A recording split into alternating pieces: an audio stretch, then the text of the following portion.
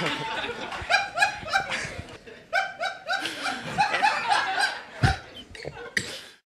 ever perform in front of 3 people before?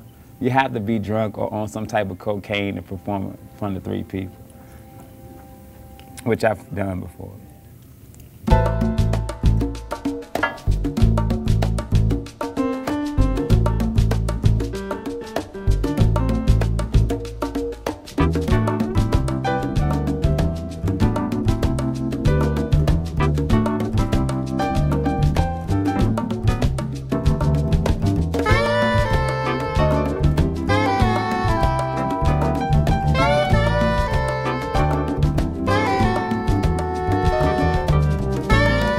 Tonight I am here to perform at an open mic at a Bonkers Comedy Club.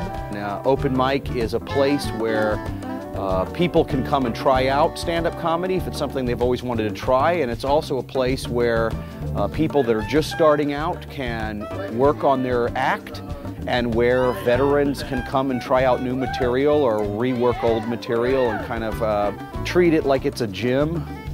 You go out and work out every day. This is kind of a chance for a comic to get his workout in before he goes in front of an audience for a paid gig. Open mic comedy is probably the essential ingredient to comedy. I think it's really important. Usually when you come to open mic, it's 4 drunk people sitting in the bar and nobody else inside of it. But you'll have 40 comedians. So as a comic, it gives you the interesting experience of not only trying to work on material, but also being in front of a crowd that isn't necessarily expecting comedy. People, I think, come out of curiosity. They don't know what to expect. So the reactions that you get from them can sometimes be very different than the reactions you would get from a paid show, and can teach you a lot about what you're doing up there. I think more people could come. I feel like the general public can do a lot more in supporting the open mic scene by coming. I mean, it's usually free in these places. I get a little angry. You'd be angry too if you looked like me. Look at me. I look like Stephen King and Dan Aykroyd had a baby. Do I make any money? Hell no. I do not make any money doing stand-up, not yet, not yet. Well, I made $3 Friday and Saturday for doing stand-up comedy. I don't make a living doing stand-up comedy. By day, I'm an engineer for a cell phone company. I'm an actor. I work customer service at public supermarkets now as a job. I work at Walmart, overnight stalker. I've been a hairdresser for 12 years, and I also was a professional ballroom dance instructor for 10 years. So you may drive 3 hours to do a show, get paid $75, and then drive 3 hours back, but all that money you put in the gas, a Red Bull to keep you awake, and maybe some condoms if you meet a girl after the show, and hopefully you can stay at her house. Or she likes to be in the trunk, whatever. Thankfully, I'm not in this for the money. I'm in for just for the enjoyment of it. It gets me out of the house.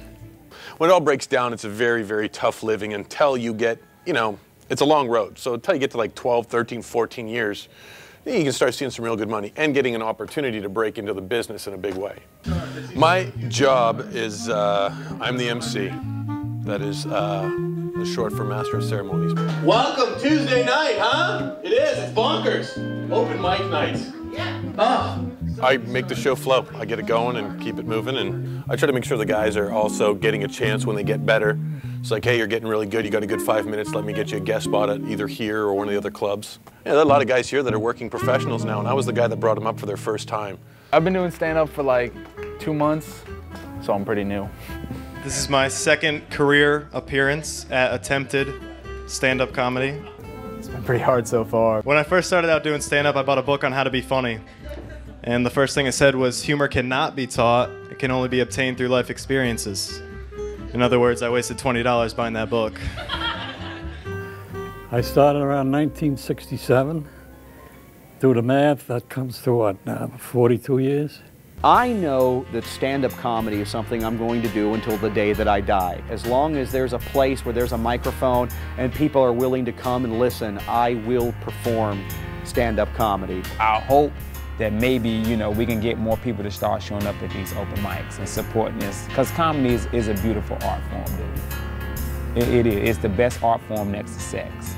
Since the beginning of time, people have liked to laugh. And I think they'll keep right on laughing. I talked before about how it's a workout. You go out as a comic and you got to get to the gym and you got to work out, and I hate working out. But I love going to open mic nights. If I go to prison or I die in a pile of heap with a greasy titty in my mouth and cheap pizza in my hand, that's the only way I'm going to stop going to open mic nights. I love it. It's like getting a free hit of crack. He sounds like a Jewish mother laughing. Or some type of farm animal being raped. Oh yeah, shit, I'm forgetting. I got the... keep it, it's like a necklace. Yeah, I don't want to steal y'all's thing. I thought about stealing that camera, but I probably shouldn't say that while I'm on. You want me to sneak it in, Mark, is what you're telling me? Yeah. Try to be more clear with me, Mark. You're very hard to work with at this point. Are you being serious, Mark? The future for Ian Gutowski, Mark? Yes. It's bright. It's bright, Mark. Okay. Did Uncle Ray make it in? Yep. Is he there? Have him come here. I'll look a lot younger if he's sitting beside me. Okay.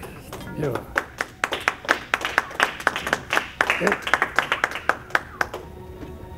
You got my address, you know where to send the check.